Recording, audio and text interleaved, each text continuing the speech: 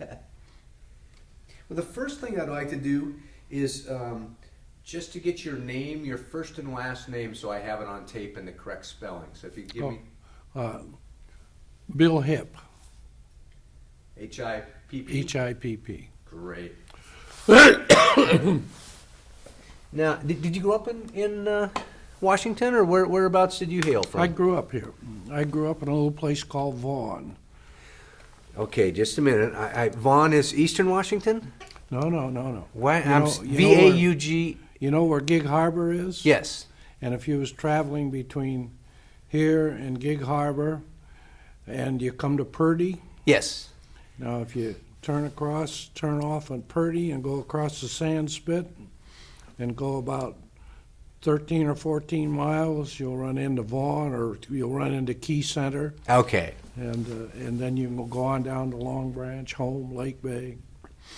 What a great. So did you grow up on the water then, or? Right on it. I've been on it all my life. What a great place to grow up, huh? Yes. So I'm real lucky. My dad grew up in Olympia on the bay, and then his kids, we grew up on the bay. And, Very good. you know, so it was. Is that now? Did you decide to go in the Navy, or did you end up in the Navy?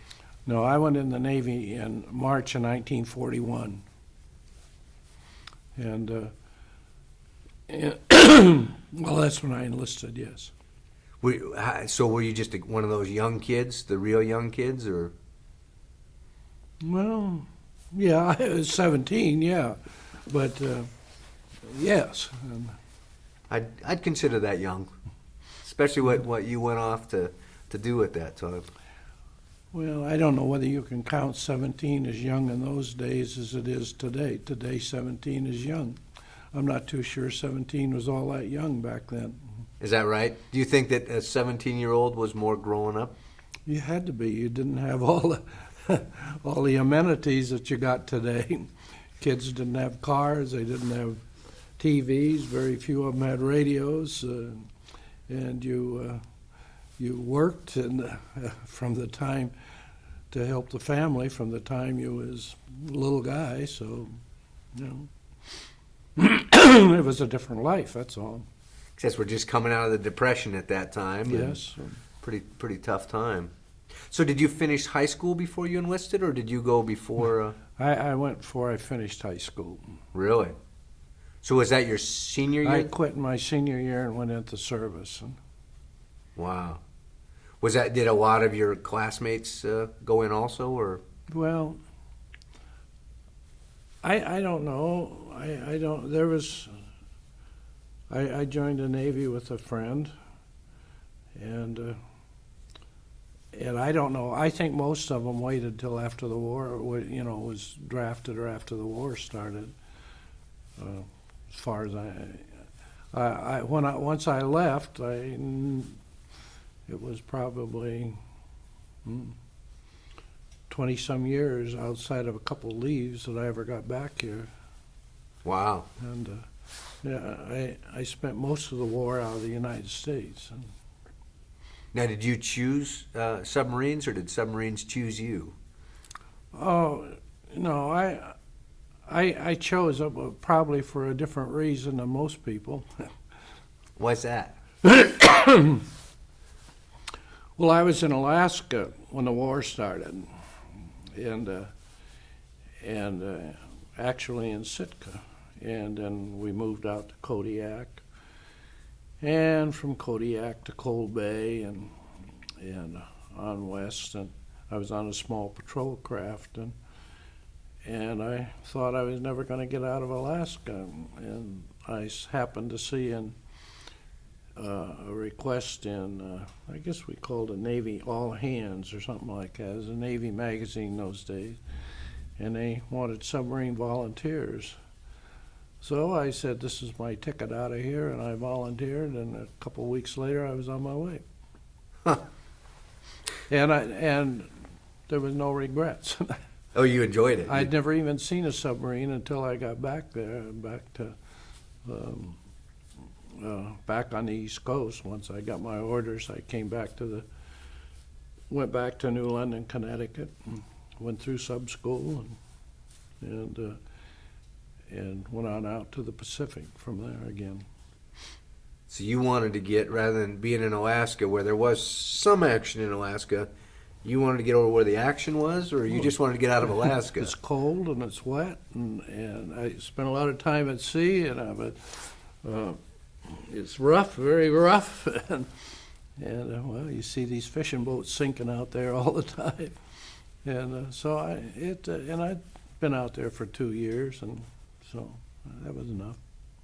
Now, the gentleman you enlisted with, is that the gentleman we're going to be interviewing next? No, unfortunately, he died some years ago. Oh, he did.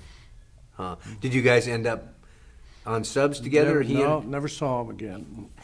Went through boot camp, and he went one direction, I went the other. Huh.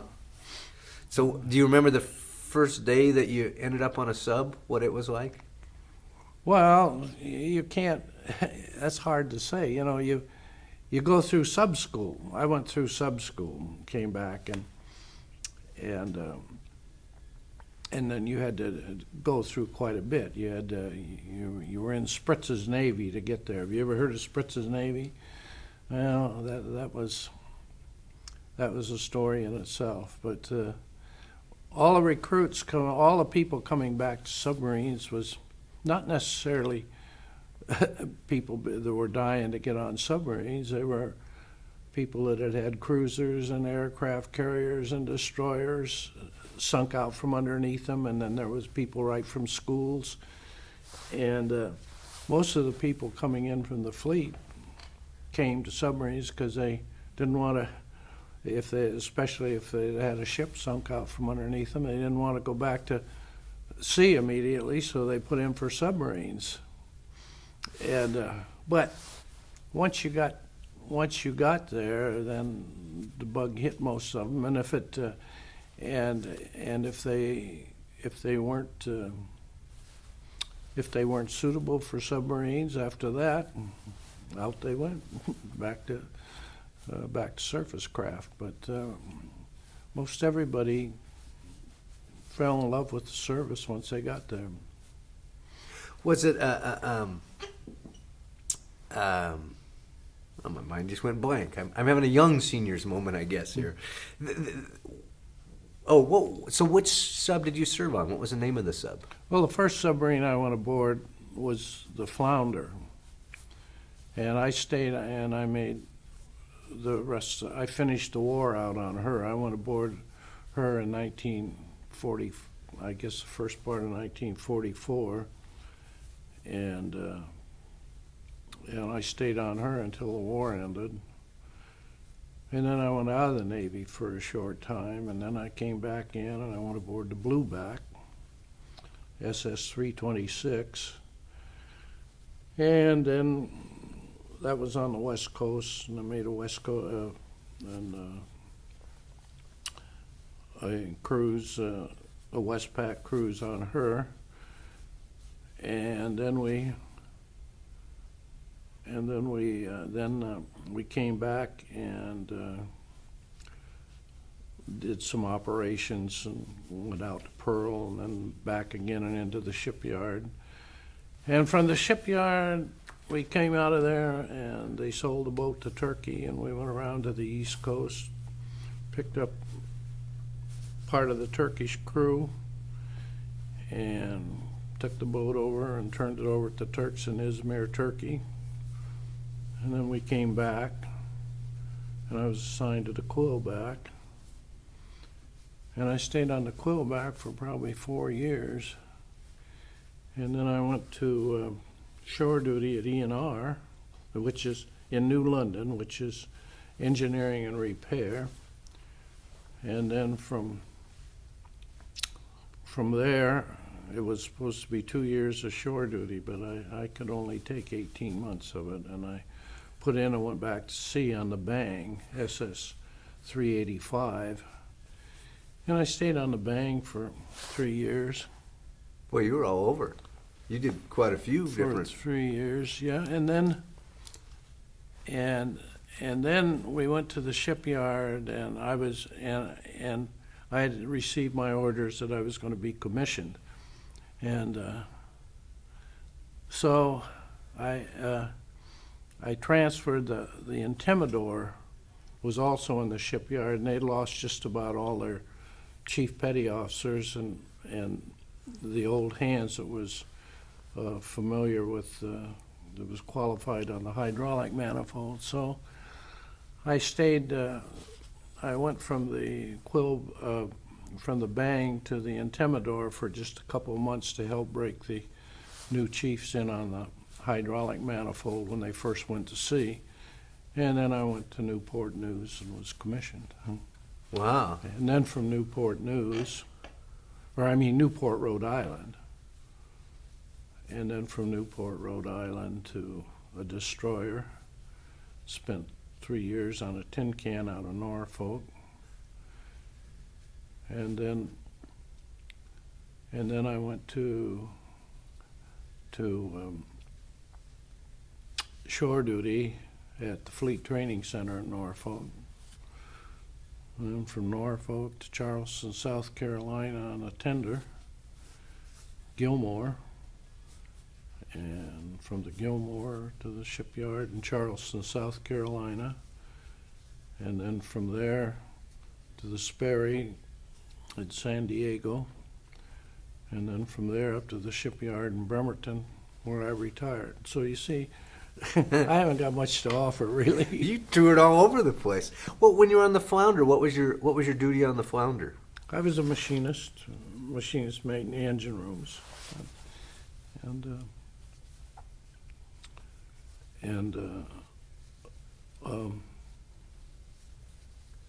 that's about it. So where did you home port out of? Well, I caught the boat after sub school. I went out. I got after sub school. I had 30 days leave in or less than that, I guess, in reporting to Mare Island, California, and I got married at that time. And so then I went to Mare Island, and from Mare Island I caught, there was a Dutch merchantman called the Bristagi, and we went from San Francisco. There was about 50 of us that's going to submarines, from San Francisco to New Guinea. Well, my destination was New Guinea. Some of them got off in Australia and went to Perth. I stayed on and went to Milne Bay, New Guinea, and then I went aboard the submarine tender Fulton, and then it was kind of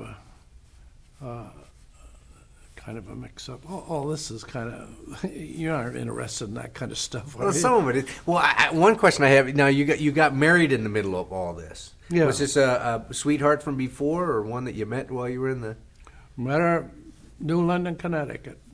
Everybody said it was met her in July and got married in October, and everybody said it's not going to last, and it's still going after 57 years. So.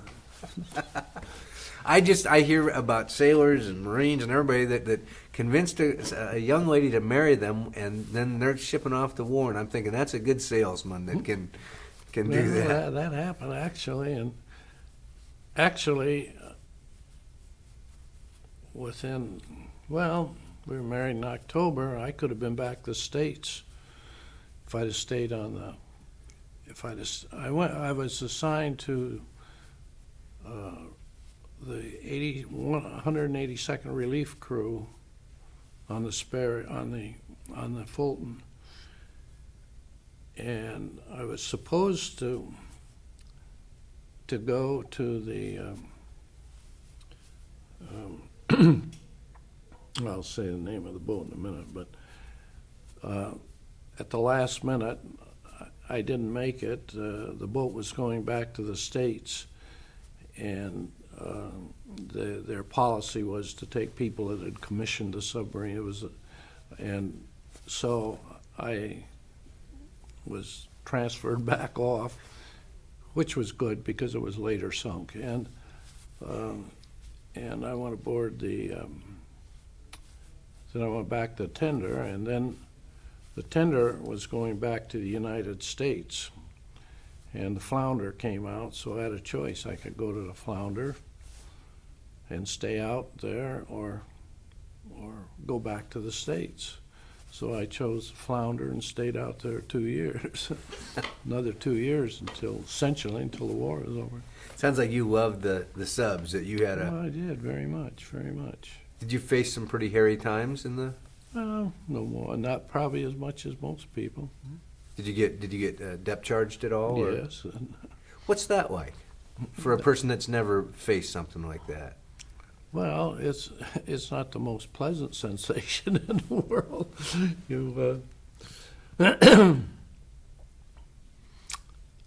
I don't know. It's been so many years, but I can remember. There's not much you can do. You just have confidence in your skipper to get you out of the situation, but when they're dropping depth charges, you can hear the click of the charge arming itself, and then you know that shortly after that there's going to be an explosion. It was like being in an earthquake. Did you get rocked around in the earthquake? Well, kind of like that, only more so. Light bulbs break, valves spin open, and you get shook up. You get shook around. So you can actually hear the click of the. As long as you can hear it, you're okay. It's those that you don't hear, that you just get the big bang, that's the ones that's going to kill you.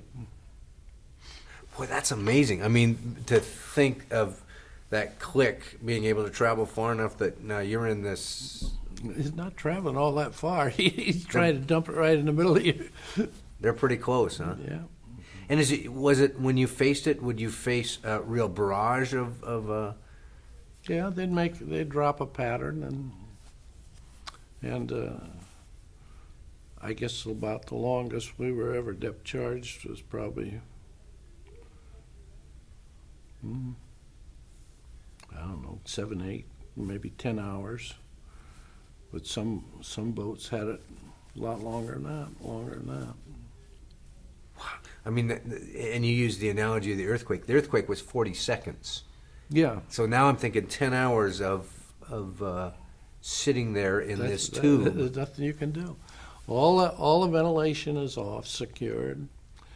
Those people that aren't really on watch are in their bunks, and of course everything you're at.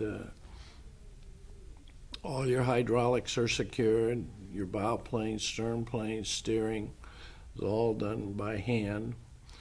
There's no ventilation. That's off, of course, if you're down in southern waters, which we were. The injection is high. The heat builds up. I've seen an inch of water, just plain sweat in the control room on the deck. And so there's not much you can do except sit there and hope that it ends. And are you usually, when you face an attack, do you shut down engines and stop, or are you trying to avert? No, when you're submerged, everything is quiet, and the captain is trying to get out of there and get away. And so quite a few of them weren't all that lucky, but quite a few were. We had good submarines, and they took them in hard beating. Did you ever, as you're going through this, do you ever fear sinking, or do you not even think about that? I mean, do you envision, what if we get hit? Well, I don't know. I don't think I ever dwelled on the subject an awful lot. I figured if it happened, it was going to happen so fast, it really wouldn't make that much difference. And I certainly wasn't going to have to lay around on deck with a half shot up, and so. Yeah, because if you got hit, it's If he was on surface craft like those destroyers and aircraft carriers and cruisers, the people were very badly injured and maybe just died from injuries. But down there, you either made it or you didn't. That pretty much that simple. it sounds like you almost had a little, one sense of the word, a little bit of a safe haven in the fact, like you said, you're either going to get one big one, but you aren't going to get some kamikaze plane coming and getting you underwater. I mean, they can't. Not, there was people that were hit on the surface because the submarines were fighting a surface action. In other words, they had deck guns and machine guns, and that did happen. But basically, that wasn't what sunk most of the submarines. Were you busy all the time? Was it always something to do, or was there a lot of time that you just?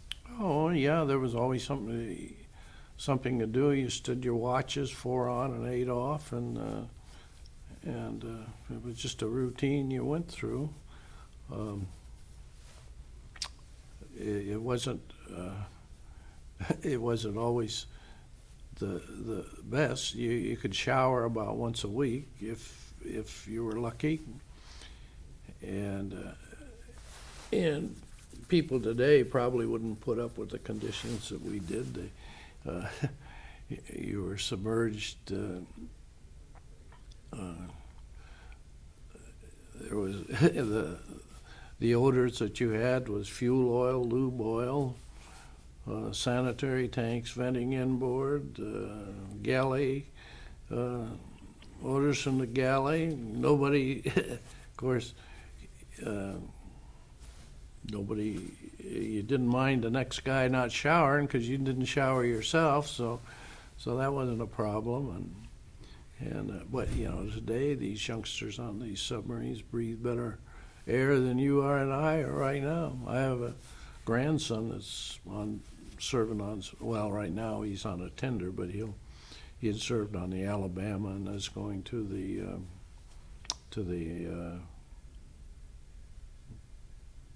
Asheville, I guess. Yeah, Asheville.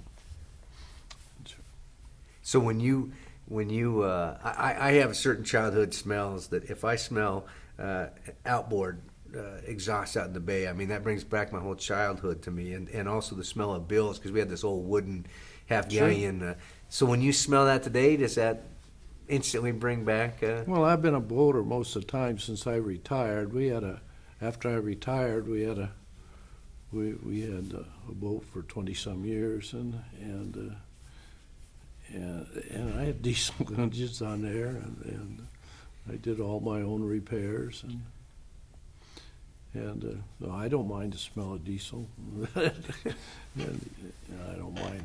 So where were your quarters? Or did you actually have specific quarters, or did you? Well, yes, you had on the submarines. You had berthing in the forward torpedo room, and which they had 6 tubes in the forward torpedo room, and the torpedoman's berthed there. And then you had the after battery compartment, which berthed the majority of the crew, and then you had the after torpedo room, which berthed you had 4 tubes aft, and that berthed the after torpedo, the personnel in the after torpedo room, and electricians. So some of the electricians slept there. So were they my picture of a ship would be, and I know a sub is a boat, but ships I've seen that kind of hammock that are stacked pretty. I mean, you're here and the next guy's. You're stacked in there, in the after battery. Yeah, you really are. And in the torpedo rooms, they slept up over the torpedoes and in between the torpedoes racks so I don't know what else to tell you. I suppose you traveled pretty light too. You had like probably two sets of clothing you wore and some extra skivvies, and that was about it, or? When you went to sea, you usually took enough clothes to last you because there was no washing clothes. See, the water in those days, they had air conditioning on the boats, but that wasn't for you. That was for whatever electronics they had. And the batteries down in the tropical area, of course, chewed up battery water like you wouldn't believe. We had Klein-Schmidt evaporators, and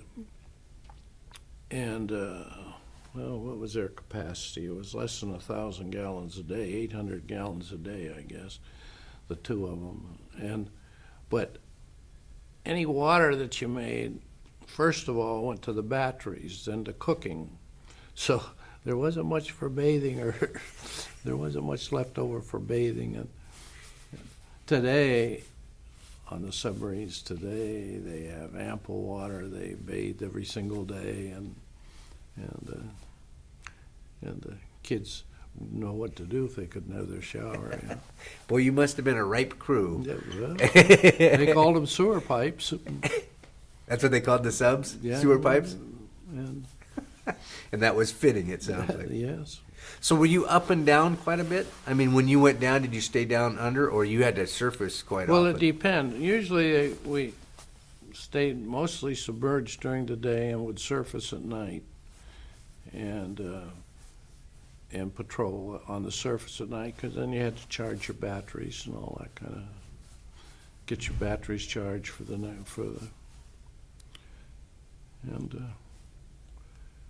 but they had a lot of submarines out there. In fact, we collided with one. We were off the coast of China, and we were assigned areas along the coast, and we collided with the hull, submerged. Neither submarine knew the other was. Well, we knew we had adjacent areas, but we didn't realize that we were that close.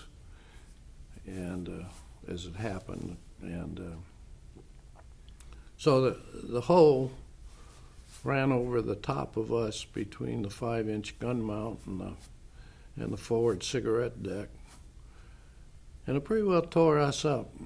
We had a little flooding, and it didn't do much damage to the hull, but I think Ripley, after the war, evaluated that as about 45 million to 1 of it happening. I was going to say, that's a big ocean Yeah. and 2 little subs out there. Yeah. That takes a lot of skill.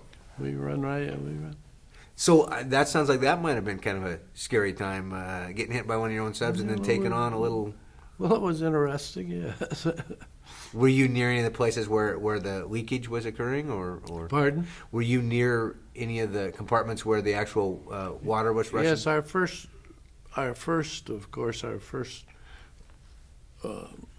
was up in the control room, and it cut a bunch of cables and stuff, and we had to secure secure valves and things like that to stop it. Now, did you guys, did you take out some ships or boats, or did it sink any Japanese ships? Or Yes. some of the, were you sinking bigger ships or some of the supply boats, or? We sunk a submarine, and we sunk transports, and we probably didn't do as much as some of the boats, but we did. We did our part, and we survived.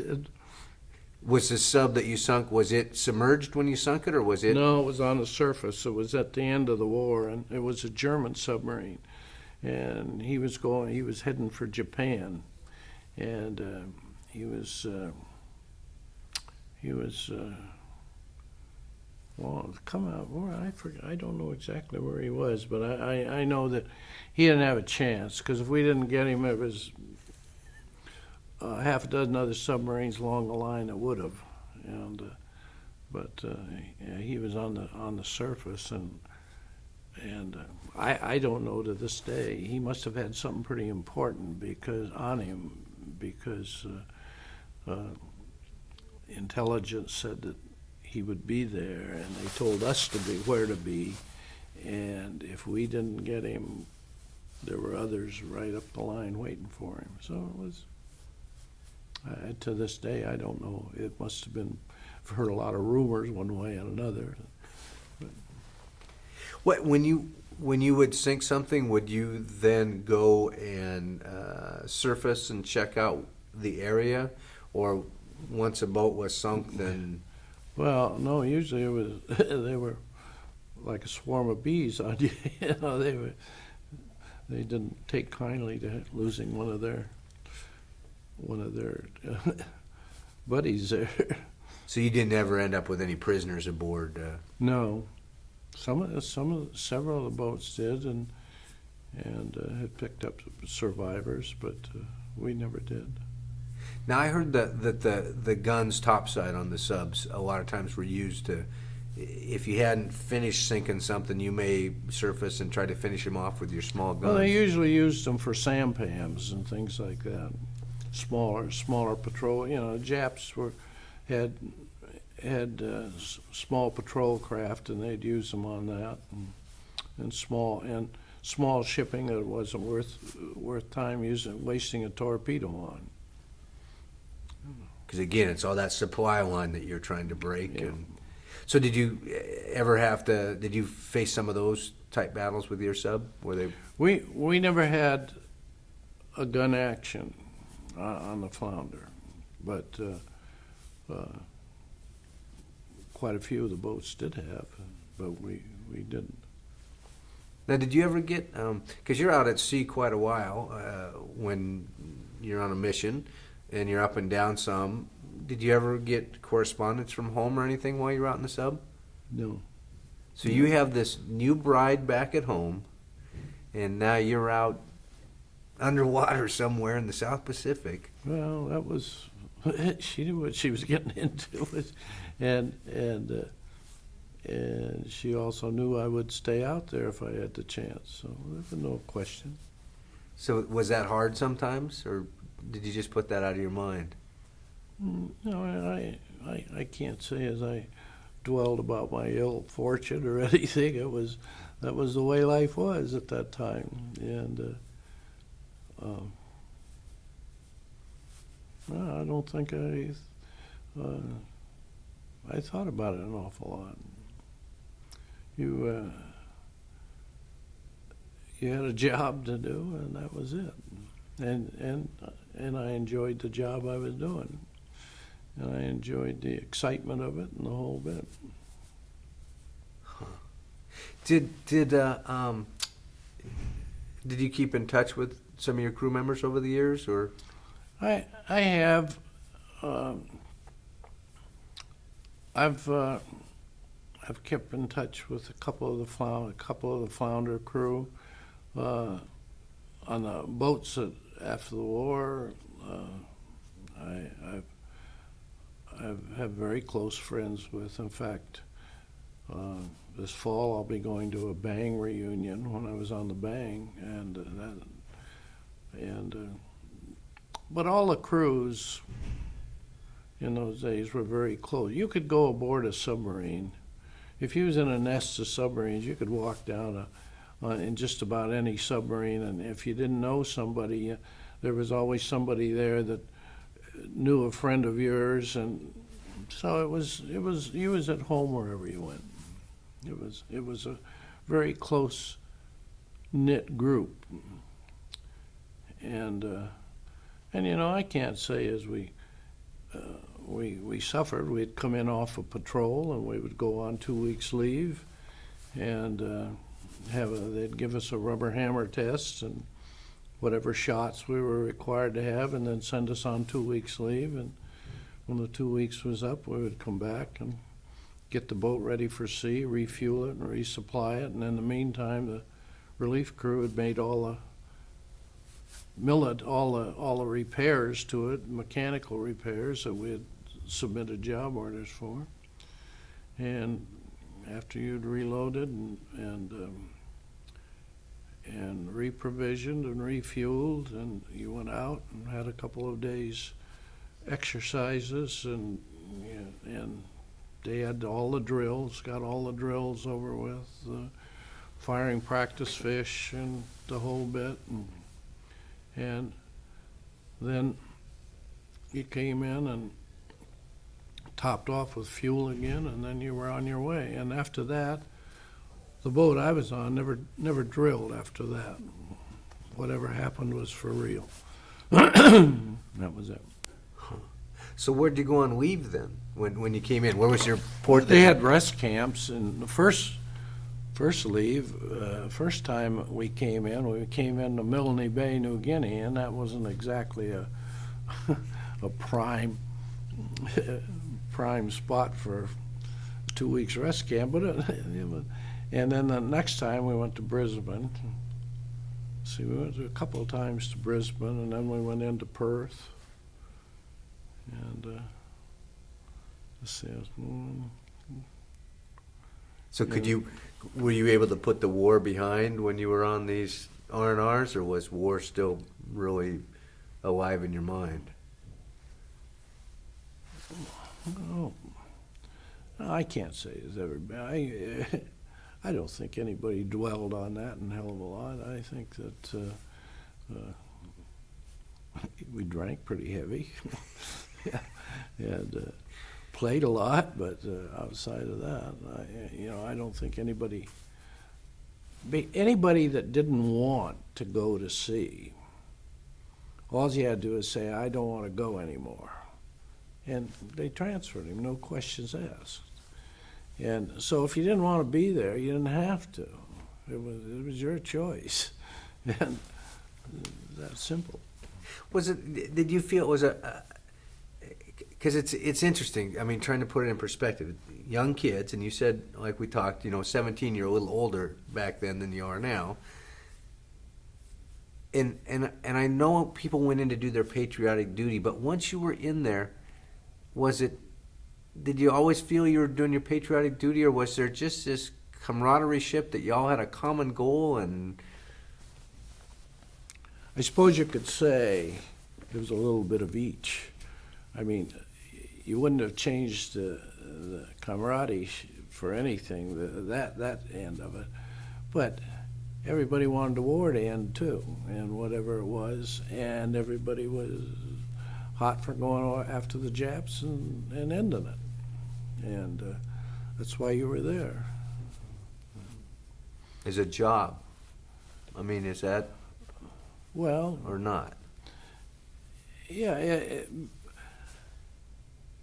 serving on board a ship, whether it's a submarine or an aircraft carrier or whatever, is not just a job. It's more. It might be a job for some, but it's a profession for most of us that made a career of it. And that's the only way I guess I can say it. It was a profession. Could you kind of get an idea who the guys were that were going to go on and make a career, make a profession of it? I mean, did you see a difference in? Well, everybody said, "Geez, I want out after the war," and then the war ended, and not everybody wanted out. I went out after the war for a while, and then I missed submarines, and so I was.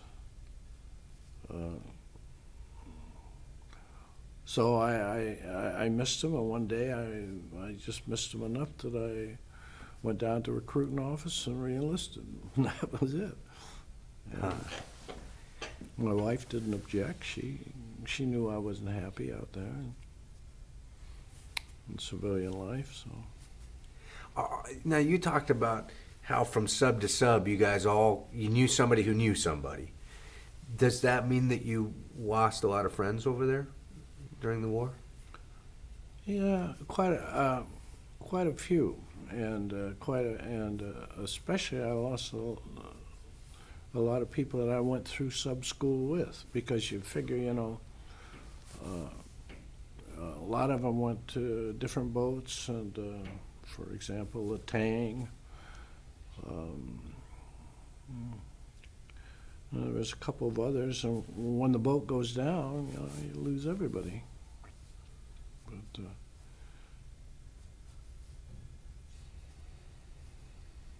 But I don't. And of course, the subvets that I belong to is we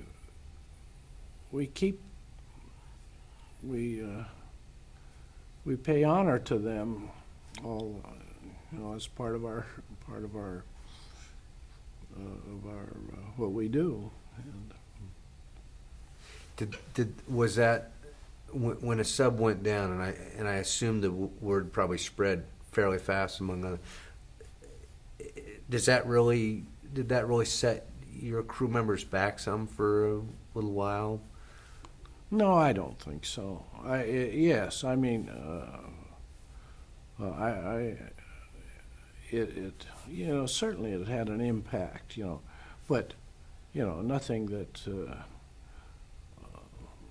that you realize that it could happen to you also, and but you stop and think about it, and you could picture every last moment of the submarine and the crew. You could picture what they were doing and how they were living and how they died. And the same today with submarines. Like the Thresher, different type, but and the Scorpion and the subs that they've lost subsequently.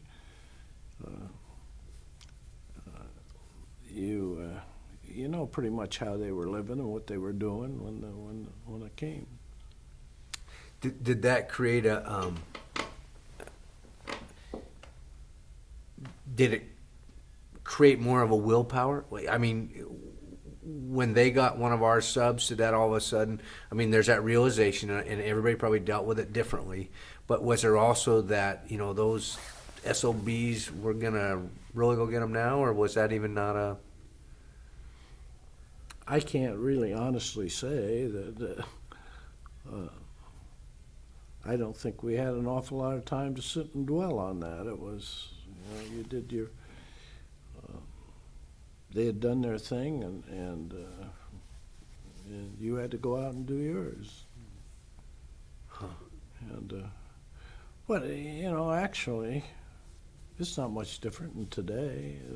These kids going out on submarines today are really, people don't realize, living the way they live, even their living is so much better probably than ours was, and they got a little more room and things like that, but you're living in a tube and that stays submerged for days on end in one of the most harshest atmospheres that there is, even worse than space.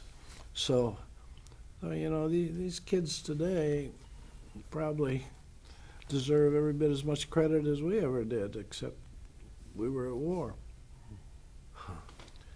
Now, being in a sub, do you face, because if you're on a ship, that's the other thing. I mean, you're doing this.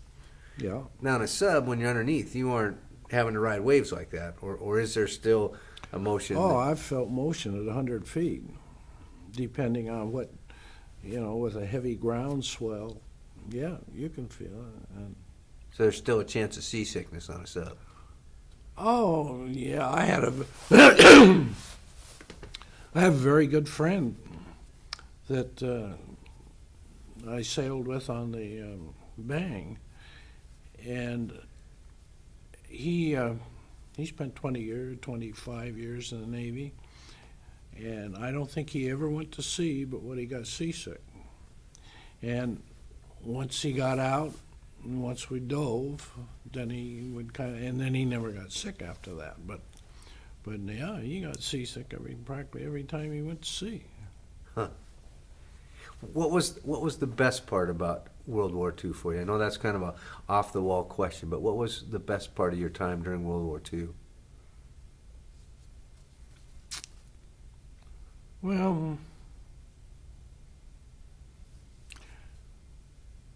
I don't know. I guess really, even when I was on this small patrol craft, I enjoyed it. I guess I just enjoyed the Navy and the service.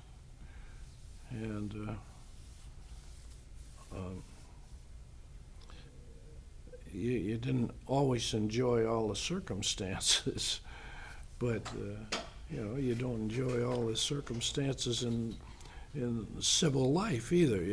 I mean, being whatever it is, whether you're a welder or an ECO or EO, whatever they are, they have their moments too, but they probably like what they're doing. And my choice of the Navy started out when I was a freshman in high school.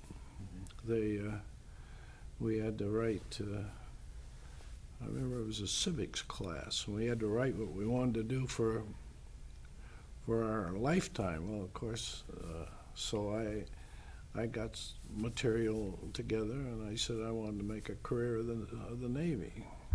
Well, of course, I didn't have enough education to go on to Annapolis or any place like that, but I thoroughly enjoyed the Navy. Always, and ships always fascinated me. Even today, I can sit and watch a ship and picture what they're doing, and like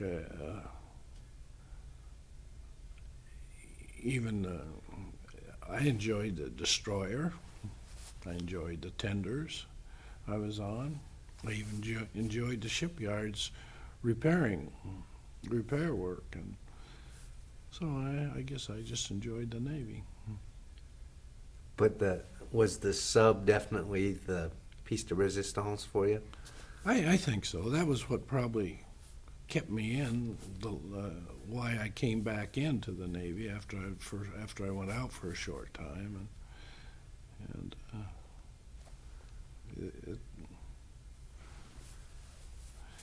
you really got the wrong guy really here. No, you should. No, they don't have any great, huge war stories. But see, we aren't, World War II wasn't all war stories. There were so many people that were just doing whatever it was, and that's what was the amazing part of World War II. Is it was thousands of people like you that did their part and fit in wherever it was, and whatever it was they were told to do, they did and did it well, and that's why we were so successful. Anyway, it was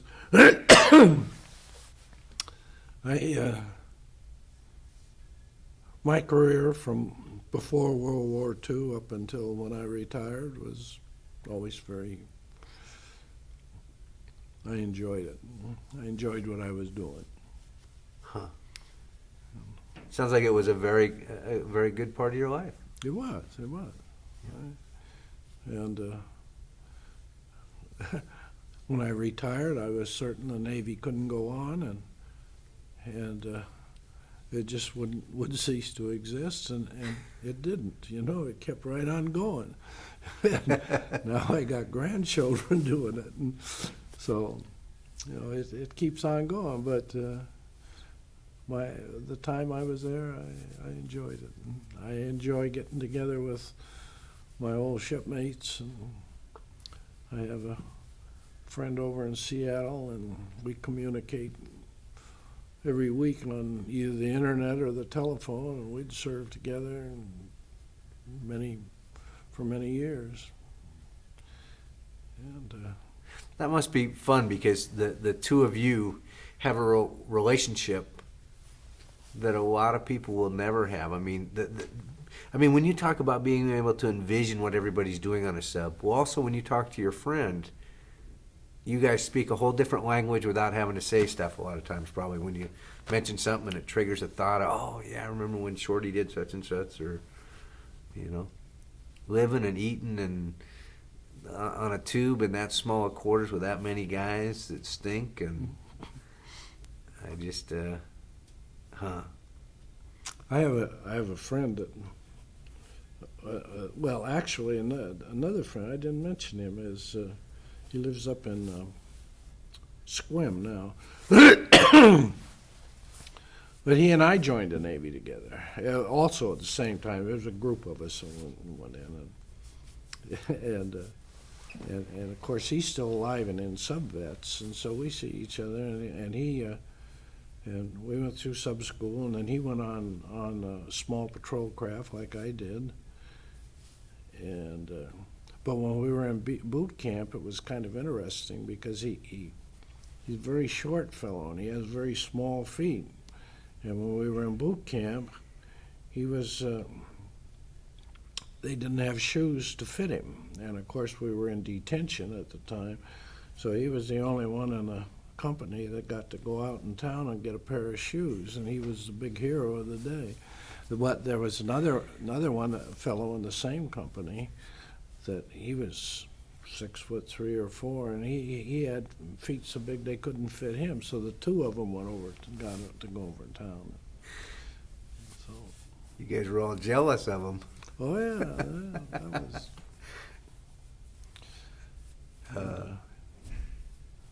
Well, thank you very much.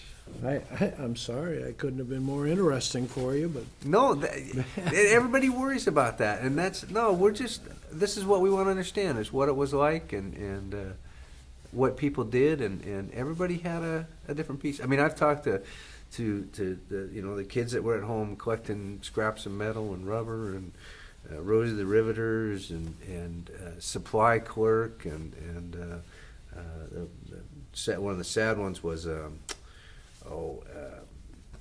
can't think of the official graves identification, typists. I mean, everybody had a whole different piece of it. I was never really in the States long enough during the war. I was only in the States for a couple of months during the war, going through sub school, and then I had 30 days at the end when we came back for repairs. And see, we was on our way from Mare Island to Pearl Harbor when the war ended. So then we went on into Pearl, and then subsequently came around to the East Coast through the canal. But So were the celebrations still going on? oh yeah, everybody was celebrating, and I had my brother-in-law, my wife's brother, had been on the Finback, and I met him for the first time in Pearl Harbor after the war. And when the war ended, the Finback came in.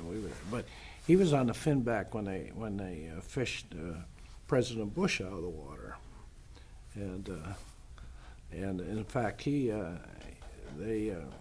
Bush was shot down. In fact, I don't know whether you realize it, but not this President Bush, but the first President Bush was one of the youngest naval pilots in the Navy at the time, and he was shot down. And they picked him up, and he and my brother-in-law were the same age, exact same age. They picked him up, and then when he became president, he remembered that. Of course, they saved his life, really, and he invited all the crew of the Finback to a reception and at the White House. Wow. So that was pretty. So now you said that was the first time you met your brother-in-law. Do you mean the very first time you met your brother-in-law? Very first time. So you got married, you go over to this war, you're over in Pearl Harbor, and you meet your in-laws. Yeah, that's right. That's it exactly. I can. My wife comes from a kind of a Navy family. Her father was a warrant officer in World War I. And her mother was one of the first ladies that made chief petty officer in World War I. She was a yeomanette, and so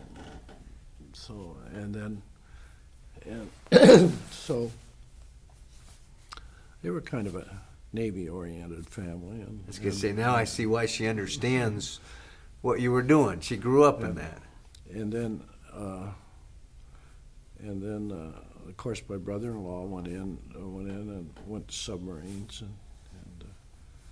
but he didn't go in the Navy until it was probably 43 or 44 before he went in. Were you in Alaska when the Japanese attacked the end of the Dilution chain? Oh yes, yes. So that's what you're doing up there, patrolling up there, looking for... See, in Alaska, we didn't have much up there. When the war started with all the ship, these YPs, what they did was take a bunch of, in 1941, early 41, late 40, they took a bunch of fishing boats, and they were purse seiners, and they were around 100 feet long, something like that, anywhere from 85 to 100 and some feet long. And they made patrol craft out of them. And what they did was put a couple of depth charge racks on the stern, and they put an old World War I 3-inch gun on the fantail, and we had a couple of water-cooled 50s on the flying bridge, which was later replaced with 20 millimeter. And when World War II started, that's all they had out there. And they had the old gunboat Charleston, and the Charleston was part of a.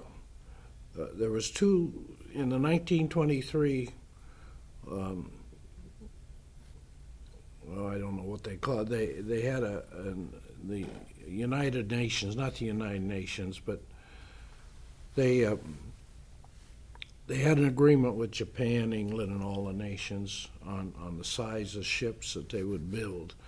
And the Charleston and the Erie were two gunboats that were built, and they were really pretty worthless because they just, but we had one, we had the Charleston up here in the Pacific Northwest, and the Erie was down in the Panama. And so we had these YPs, in the Charleston, and we had a division of 4-piper tin cans. And they were still building Kodiak and still working on Dutch Harbor. So, you know, the Japs weren't too smart. They could have walked right down that peninsula. There was nothing to stop them. We had nothing to stop them. The YPs wouldn't have stopped them, and the old gunboat and the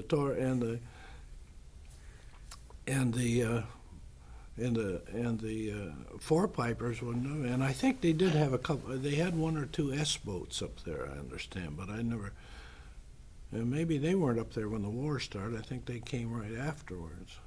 But it was a pretty tense time up there at that time. And people on the West Coast, I guess, was pretty upset and pretty nervous, of which they had a right to be. And everybody had lost. Almost everybody on the West Coast had lost a relative or friends or something at Pearl Harbor. So it was kind of a pretty tense time. And then I was up there, and then I was there. In fact, I came back to submarines about the time that the fleet came through and took Attu and Kiska back. And my last fling up there in Alaska was we was on ASW patrol when the fleet came through, when the cruisers and cans came through, and so we went into, and then I flew out of Cold Bay and came back to the States and went to submarine school. Did you run your patrol boats out close to Attu, or how close did you get to? Dutch Harbor's about as far as they got. Looking for subs? And they had, they put sonar gear on them, yes, after a bit. And, but at first, we didn't even have sonar gear. You know, they were just pretty crude, really. And, yeah, I fished up in Dutch Harbor on a crab boat. What time was that? Around March you were up there? When was it? When they? Well, let's see.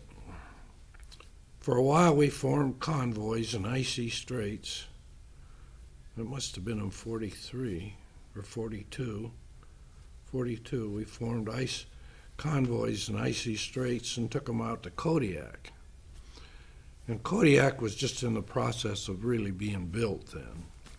And we escorted, as good as we could, ships going out there. And then eventually, we wound up going to Cold Bay, where we spent most of our time in Cold Bay. And Didn't those water-cooled, cool machine guns freeze over? Because, boy, our boat froze over terribly up there in the Bering Sea. well, actually, before we got very far out, and while we were still in the early part of, must have been the early part of 42, they replaced the water-cooled 50s with 20 millimeter. In fact, I went to 20 millimeter school at Sitka. And Did you ever have to break ice in the boat? yes, it gets pretty cold, but you know, and the danger, of course, when you begin to have ice is the fact that you get a lot of weight topside. I don't know what happened to that fishing boat out there, but maybe that's what happened to her. But So what did you break the ice with? anything you could, axes, whatever, you know. But actually, we were in. Actually, we didn't. There was only a couple of times we had anything like that I can remember. And it's been a lot of years. So what did you do in Cole Harbor for fun? Sat around and had coffee. Tried to keep warm. That Cold Bay is a miserable area, boy, I'll tell you. And, What was there in Cold Bay at that time? I've been to Cold Bay in the 70s, but what was in Cold Bay when you were there? well, the only thing I forget now. We were tied up there. Somebody. The thing I remember was that they had taken a bunch of PT boats out there. They'd had three or four PTs, and they didn't work out. And they had them run up on a marine railway there, and they were just pretty much useless. And I remember that. Actually, that old YP was better off than they were. We were a little sturdier, I guess. Was there an Indian village there in Cold Bay? Yes, there was. What was it? An Inuit? Inuit. Yeah, there was. Yeah, okay, yeah. It's Probably the first time you'd ever met any Eskimos, I suppose. yeah, yeah, I think it was. But well, no, we had Indians down in Washington, of course. I grew up with them.